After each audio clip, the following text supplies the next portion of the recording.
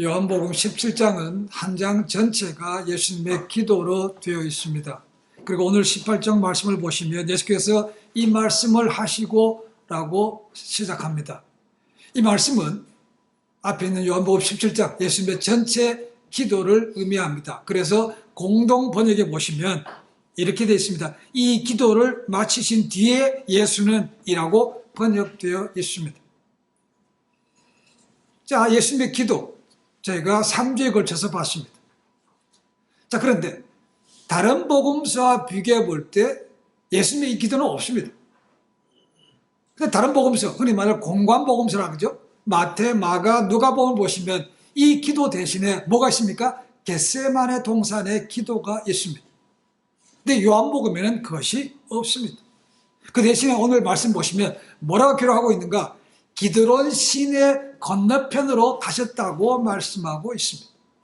기드론 시내.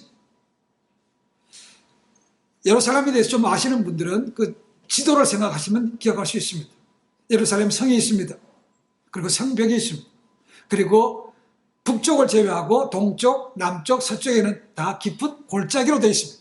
그 동편에 있는 골짜기가 기드론 골짜기고 그와 이어져 있는 곳이 힌놈의 골짜기. 자, 이 기드론 골짜기. 예수님이 이것을 건너편으로 가셨다고 되어 있습니다. 구약에 보시면 이 예루살렘 주변에 대한 지명들이 꽤 많이 나옵니다. 그런데 기드론이라는 이름은 오직 11번밖에 나오지 않습니다. 그리고 신약에서는 오직 이 본문 한 군데밖에 나오지 않습니다. 왜 그러면 그들은 이 기드론에 대해서 그렇게 잘 언급하지 않는 것인가 라는 것이죠. 아마도 그 기드론이란 그 장소가 의미하는 좋지 않은 이미지 때문에 그렇다고 생각합니다. 이 기드론의 이름은 흑암, 어둠이라는 뜻도 있고 백향목이라는 뜻도 있습니다. 구약에 가보시면 이 기드론에서 여러 가지 좋지 않은 이미지들이 많습니다. 기드론 시내라고 되어 있지만 영어 번역에는 보시면 기드론 밸리라고 되어 있습니다. 시내라고 되어 있지만 겨울이 되면 흐르는 시내입니다. 그러니까 비가 오지 않으면 늘 말라있는 그런 곳이라는 것입니다. 그래서 기드론 계곡, 그래서 밸리라고 적어놓은 것이죠. 영어로는 히브리 말로는 이것을 와디라고 말합니다. 늘 말라있지만 비가 오면 도랑물이, 개천이 생겨지는 곳이라는 것이죠. 이곳이라는 것입니다. 열왕기상 15장 13절 말씀에 의하면 말라있을 동안에는 거의 대부분이 말라있습니다. 우기인 겨울을 제외하고 거의 말라있습니다. 이곳에서 시체들을 태웠다는 것입니다. 그리고 많은 무덤들이 있습니다. 그게 굉장히 어둡다고 생각할 수 있죠. 그렇죠? 이런 이미지 때문에 아마도 학자들은, 저자들은 많은 기드론을 언급하지 않았다고 기록하고 있습니다. 확실한 것은 아니지만 우리가 에스겔서 37장을 보시면 에스겔이 본 환상 가운데 마른 뼈가 다시 살아나는 환상이 있습니다. 그 환상도 아마도 이 기드론 골짜기일 것이라고 생각을 합니다. 그리고 우리가 기억하는 것은 다윗이 아들 압살롬의 반역 때문에 이곳을 울면서 건너갔다고 되어 있습니다. 그래서 이미지가 좋지 않죠. 지금도 가면 압살롬의 무덤이 있고 스테반의 무덤이 있는 곳이라고 얘기합니다. 그 주변에 무덤이 지금도 굉장히 많습니다. 그러면 사도 요한은 왜 공간 먹으면서 언급하고 있는 겟세마네 동산을 언급하지 않고 기드론 시내 건너편이라고 언급하셨는가라는 것입니다. 기드론 시내 건너편에 있는 동산으로 가셨다는 것입니다. 아마도 그 이유는 요한이 말하고 싶은 의도가 그대로 달랐다는 것입니다. 뭐냐면 예수님께서 이 기드론 골짜기를 지나면서 죽음의 의미를 봤다는 거죠. 이제 예수님께서는 당신이 십자가에 돌아가실 날이 얼마 안 남은 것을 아십니다. 그렇죠? 그래서 이 골짜기를 지나가면서 그 옆에 있는 많은 무덤들을 보셨다는 거죠. 아, 내가 이렇게 죽는 거구나. 그렇지만 이 모든 것이, 죽음이 내가 할 수 있는 것이 아니고 아버지 손에 있구나 라는 것을 주님께서 보셨다는 것입니다. 이것을 요한은 강조하고 싶은 것이죠. 만약에 이것을 건너가지 않았다면 예수님은 분명히 오신 것을 압니다. 그리고 그 목적지 향해서 가시는 것도 압니다. 그죠? 그런데 인간이었기 때문에 그 감당하기 어려운 십자가를 들면 약해질 수 있다는 것이죠. 그런데 이 기드론 시내를 건너면서 그것을 다시 한번 확신했다는 것입니다. 아, 이것이 하나님께서 하시는 것. 그래서 이것을 건너가서 기도하실 때 나의 원대로 마옵시고 아버지 원대로 되기를 원합니다 라고 확신 가운데 기도를 드리신 거죠.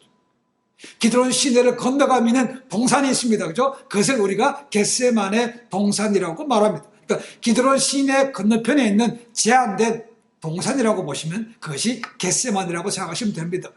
그것을 가시기 전에 예수님께서 그것을 건너가시면서 죽음을 보셨다는 거죠.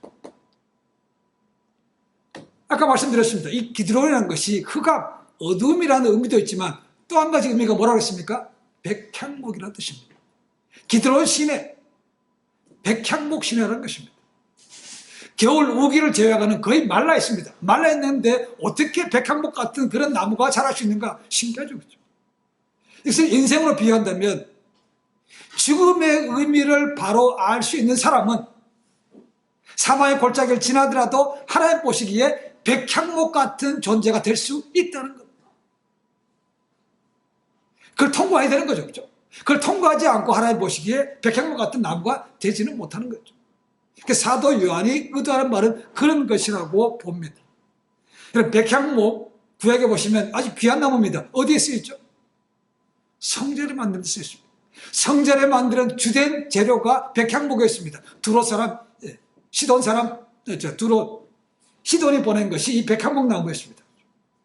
이 나무로 셨다는 거죠. 굉장히 귀한 것입니다. 그렇게 쓰임받고 아름다운 나무가 되려면 이 죽음이라는 것을 통과하지 않고 죽음이라는 것을 건너가지 않고는 이룰 수 없다는 것. 그러니까 늘 우리는 죽음이라는 것을 직시하고 살아야만 바른 인생이 될 수 있다는 것입니다. 여러분 우리가 나이가 들어서도 뭔가 집착하면요 사람이 굉장히 취해질 수 있습니다. 끝까지 뭐 놓지를 못하고 바득바득 되다 보면 웰다잉이 아니고 주변 사람들에게 많은 아픔들을 줄 수 있다는 것입니다. 우리가 구약에 나오는 왕들의 삶을 보더라도 잘 알 수 있습니다. 나이가 들어서 끝까지 권세를 쥐는 사람들은 대부분 말년이 하나님과 관계가 정말 좋지 않습니다. 대표적인 사람이 구약의 므낫세입니다. 이 므낫세 왕은 남유다에서 북이스라엘을 통해서 가장 오랫동안 집권했던 왕입니다. 무려 55년 동안 집권했습니다. 이 므낫세의 아버지가 히스기야입니다. 히스기야는 요시야 왕과 더불어 이스라엘의 개혁을 일으켰던 그런 귀한 왕입니다. 그런데 그 아들이 아버지와는 완전히 반대되는 그런 삶을 살았습니다. 하나님 보시기에 목적에서 악을 행하고 우상을 숭배했던 그런 사람이었습니다. 그 사람이 55년 동안 왕으로 다스렸으니 나라가 영적으로 얼마나 힘들었겠습니까? 라는 거죠. 이 므낫세 때 활동했던 선지자가 이사야입니다.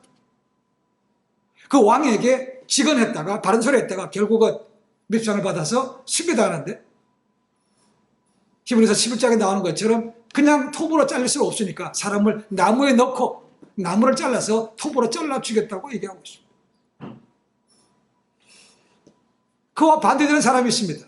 이스라엘 모든 왕들의 기준이 되는 사람이 있습니다. 그것은 다윗입니다.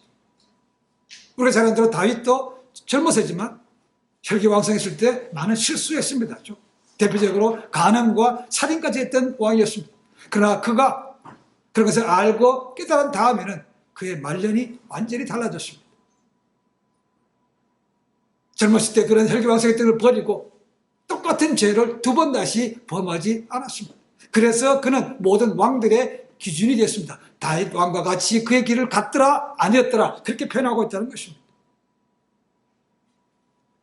아마도 다윗은 아들 압살롬의 반역을 통해서 이 기드론 시내를 건넜습니다. 그렇죠? 예수님과 똑같이 건넜습니다. 반란을 켰을 때는 그 동편으로 울면서 건너갔습니다. 그 반역을 진압되고 다시 그것을 웃음으로 건너왔습니다. 그렇죠? 그것을 왔다 갔다 하면서 그는 지금 이런 것이구나.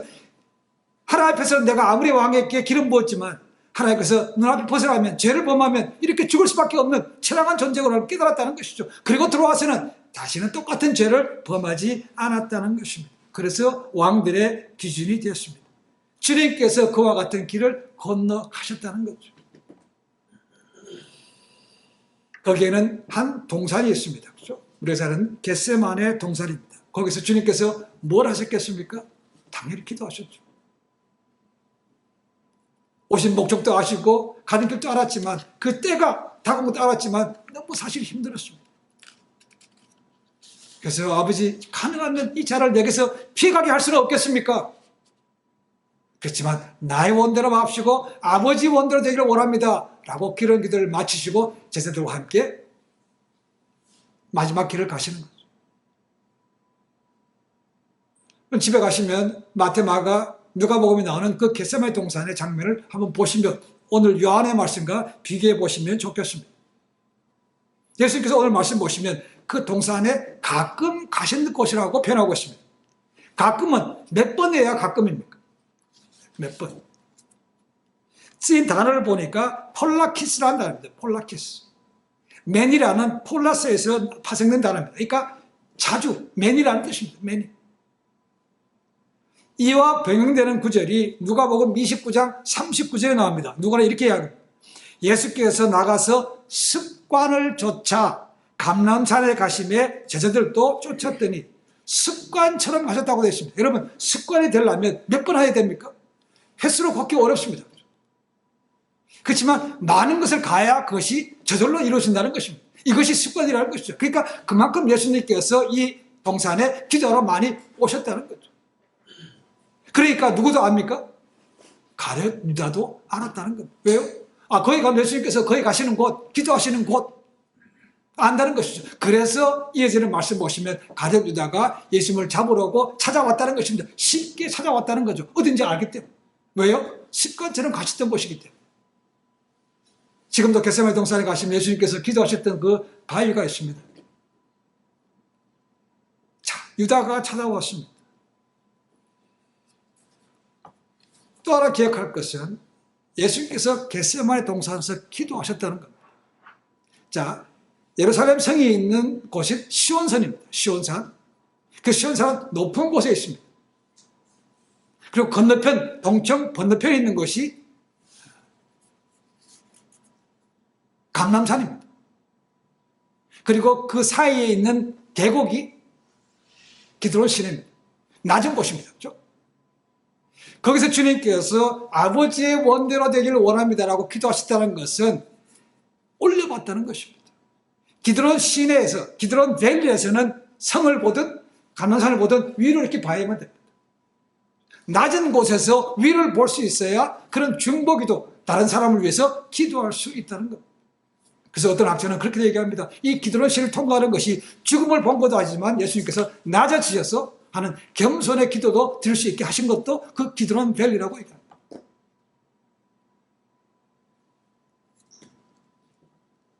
유다도 알았기 때문에 주님을 잡으러 왔습니다. 그런데 유다가 온 것이 혼자 온 것이 아니었습니다. 그렇죠?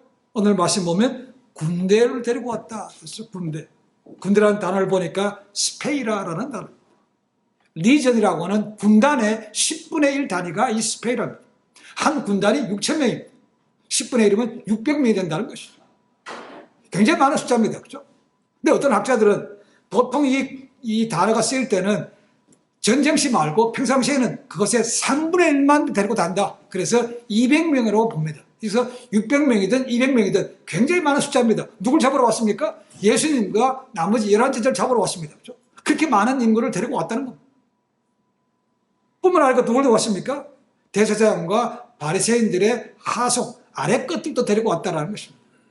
아래 것들은 그냥 일만 시키는 그런 모순들이 아니고 성전 수비대, 그들도 싸울 수 있는 그런 군인들로 본다는 것이죠.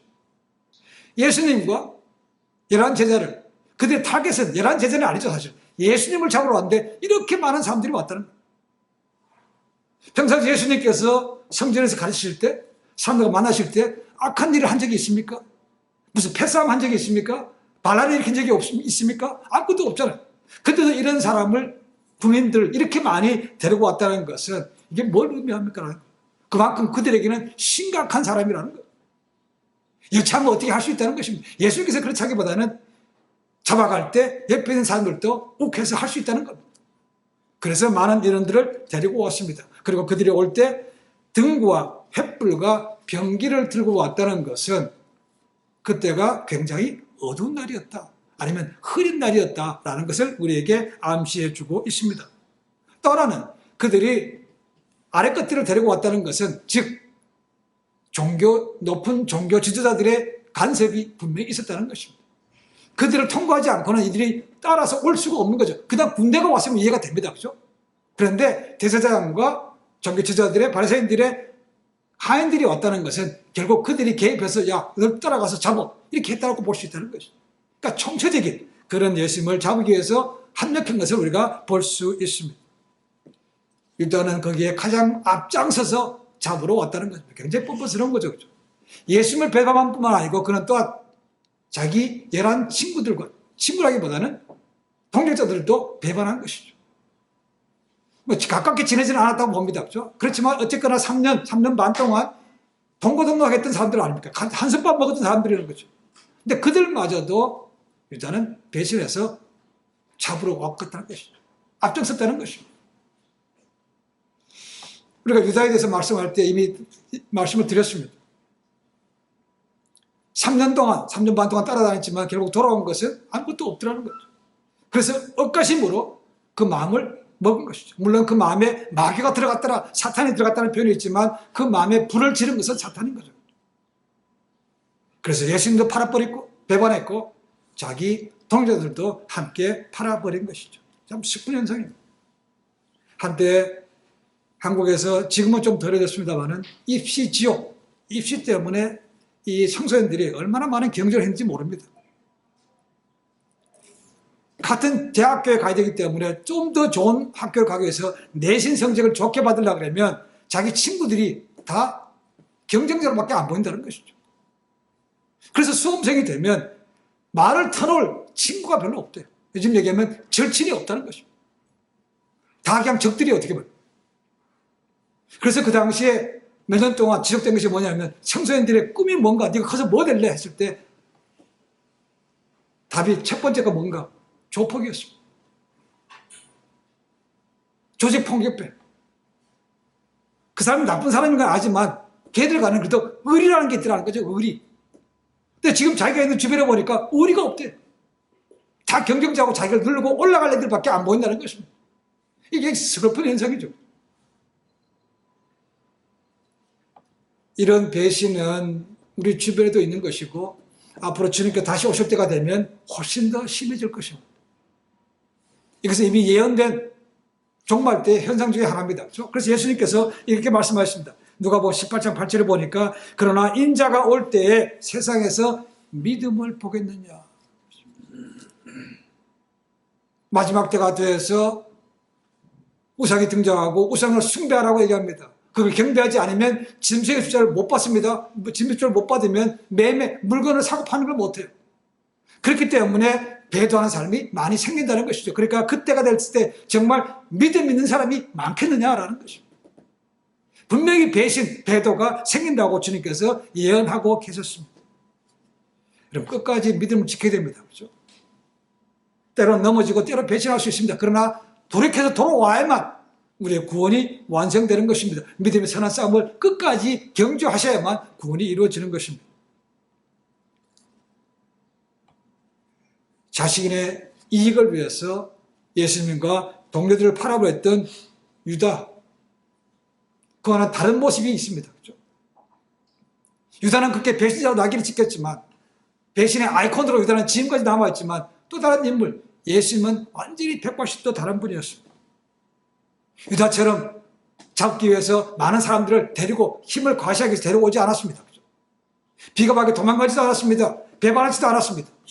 오히려 제자들을 앞으로 내밀고 있으면 뒤로 빠지지 않았습니다. 오히려 당당하게 내다라고 말씀하셨고 뭐라고 합니까?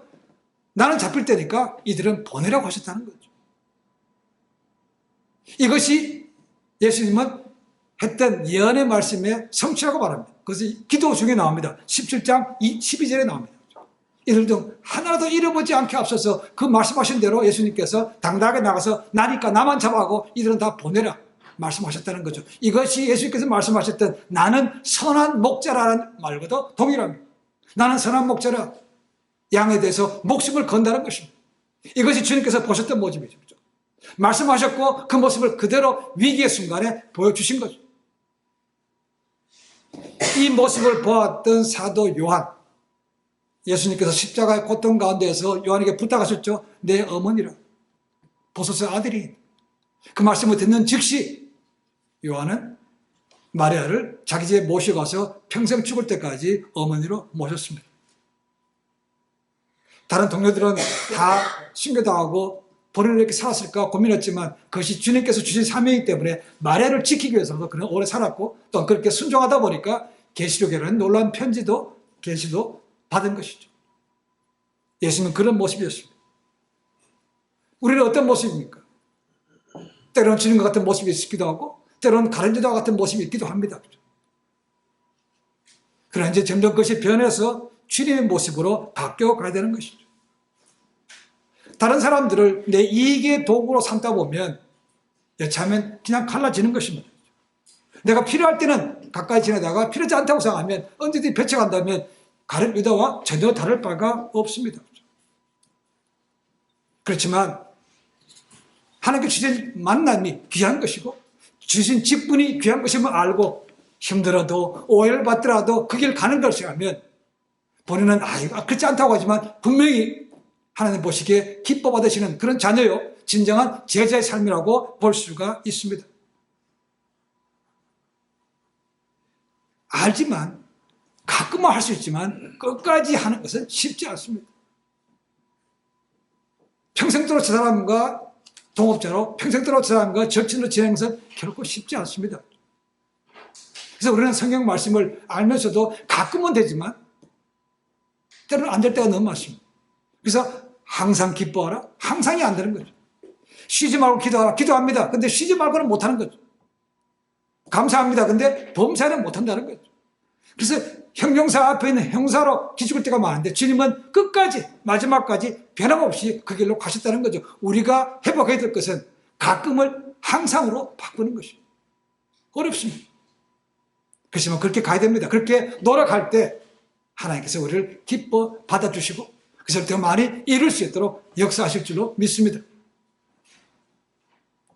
예수님은 잠시 후면 고난받으시고 자신이 감당하기 너무 힘든 십자가형을 받으셔야만 됩니다.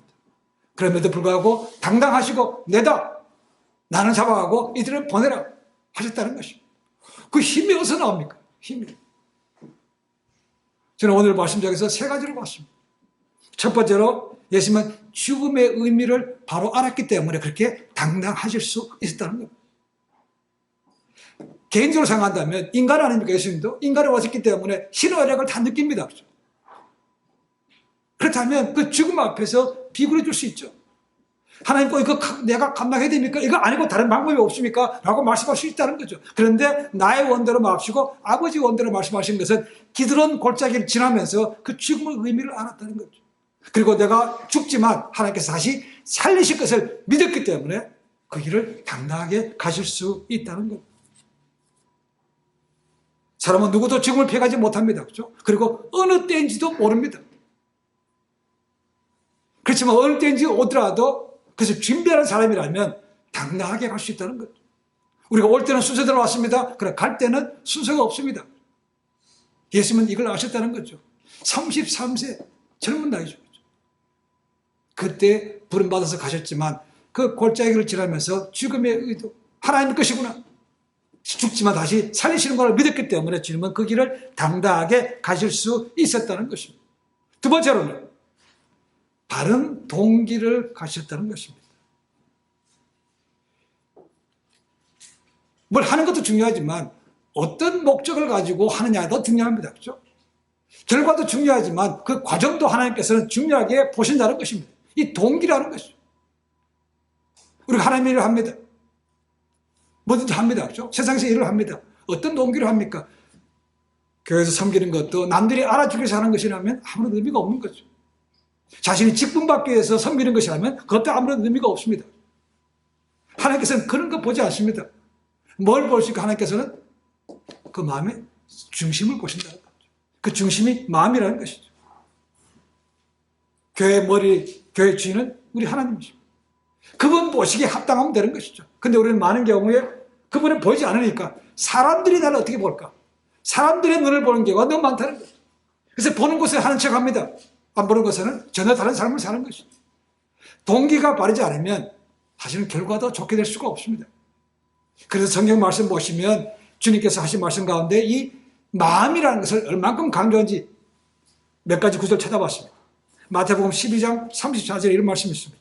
독사의 자식들아, 너희는 악하니 어떻게 선한 말을 할 수 있느냐? 이런 마음에 가득한 것을 입으로 말함이라. 결국 마음에 있는 것이 바깥으로 나온다는 것입니다. 마음이 깨끗하면 바깥으로도 깨끗한 것이 나온다는 것입니다. 더러운 것이 나오는 것은 내가 안이 깨끗하지 못하기 때문이라는 거죠. 누가복음 16장 15절에 이런 말씀도 있습니다.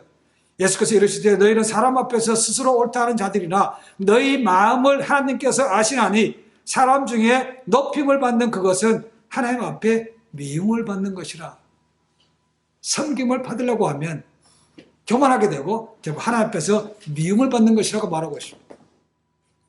지혜왕 솔로몬도 많은 것을 그 긴 잠언에서 이 마음의 중요성을 굉장히 말하고 있습니다. 잠언 21장 2절에 이런 말씀이 있습니다. 사람의 행위가 자기 보기에는 모두 정직하여도 여호와는 마음을 감찰하시느니라. 사람 보기에는 바른 것처럼 보이지만 그 중심의 동기를 하나님께서 보시기 때문에 아닐 수 있다는 것. 그래서 4장 23절에 뭐라 합니까? 무릇 널 지킬 것은 마음을 지키라고 말하고 있는 거죠. 마음을 지키라. 동기를 바로 가지라는 것입니다. 모리베이션. 이 동기가 바르면요, 다른 길을 갈 수 있는 거죠. 세 번째로 주님께서는 죽음과 그 다음에 다른 동기를 가실 뿐만 아니고 진리의 길을 가기 때문에 당당하실 수 있다는 겁니다. 진리의 길. 그럼 사람이 진리의 길을 안 가려고 하면 유혹이 많습니다. 이거 아닌 줄 아는데 가려고 그러면 법을 어기게 되는 것이 많은 거죠. 그러나 진리의 길을 가는 사람은 당장 비록 내가 손해볼 수 있고 사람들이 뭐 비웃어 볼 수 있지만 당당하게 갈 수 있다는 것입니다. 쉽지 않습니다. 예수님이 이 땅에 오시기 전에 하나님과 함께 계시면서 이 땅에 오신 목적을 분명히 알고 오셨습니다. 그리고 이 땅에 오셨어도 그 오신 목적을 한 번도 잊은 적이 없습니다. 복음서에 보시면 예수님께서 어렸을 때의 모습은 거의 나와 있지 않습니다. 딱 누가복음에 나옵니다. 누가복음인데 12살 때 기록이 말씀이 기록되어 있습니다.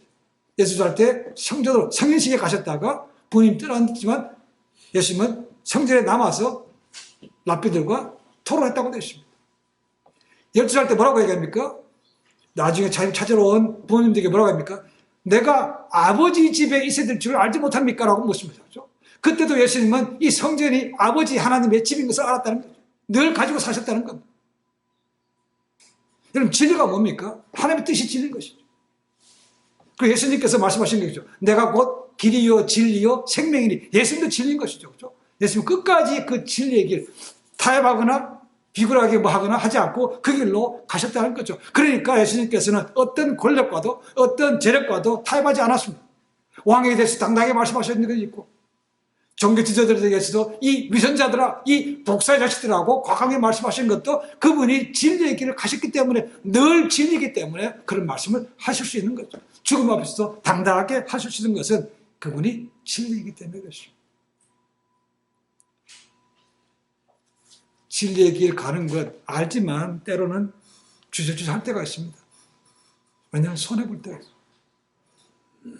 때로는 왕따당할까 봐 그렇습니다. 이런 것 때문에 주저주저 합니다.